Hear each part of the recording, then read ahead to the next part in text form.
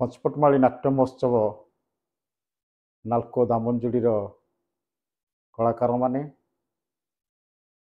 ଓଡ଼ିଶା ନାଟ୍ୟ ସଂଘର ନିମନ୍ତ୍ରଣ କ୍ରମେ ନାଟ୍ୟଧାରାର ପର୍ଯ୍ୟାୟକ୍ରମର ନାଟକରେ ଆଜି ଶ୍ରୀଯୁକ୍ତ ପୁରୁଷୋତ୍ତମ ଭୂୟାଙ୍କର ରଚିତ ନାଟକ ତଥାପି ନୀଳ ପଣ୍ଡିତେ ରବୀନ୍ଦ୍ର ମଣ୍ଡପରେ ଆଜି ମଞ୍ଚସ୍ଥ କରିଥିଲେ। ଏଥିରେ ଆମ ଦାମନଯୋଡ଼ିର ନାଲକୋର ସମସ୍ତ କଳାକାରମାନେ ଅଂଶଗ୍ରହଣ କରିଥିଲେ। ସମୟ ସହିତ ସାଲିସ କରିବାକୁ ସେ ବାଧ୍ୟ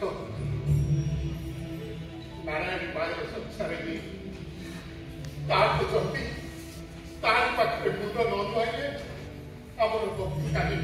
କେବଳ ଆମର ପଞ୍ଚପଟମାଳୀ ନାଟ୍ୟ ମହୋତ୍ସବ ନୁହେଁ, ଓଡ଼ିଶାର ବିଭିନ୍ନ ପ୍ରାନ୍ତରର କଳାକାରମାନେ ଏବଂ ନାଟ୍ୟ ଦଳମାନେ ଓଡ଼ିଶାର କଳାତୀର୍ଥ ଭାବେ ପରିଗଣିତ ରବୀନ୍ଦ୍ର ମଣ୍ଡପରେ ନାଟକଟିଏ ପରିବେଷଣ କରିବା ପାଇଁକି ମନରେ ଆଶା ନେଇଥାନ୍ତି ଏବଂ ସେହି ଆଶା ଆମର ଆଜି ସଫଳ ହୋଇଛି।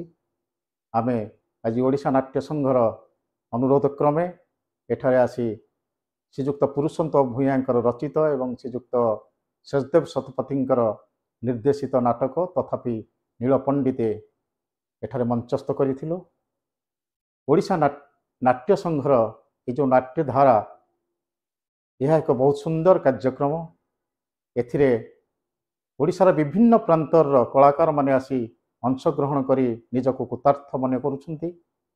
ଏହି ପରମ୍ପରା ଏହିପରି ଭାବରେ ଜାରି ରହୁ, ନାଟକ ବଞ୍ଚି ରହୁ, ମଞ୍ଚ ବଞ୍ଚି ରହୁ ଏବଂ ଆମେ ସମସ୍ତେ ଓଡ଼ିଆ ନାଟକକୁ ଏକ ଉଚ୍ଚତର ସୋପାନକୁ ନେବା ପାଇଁ ସତତ ଚେଷ୍ଟିତ ହୋଇପାରିବୁ।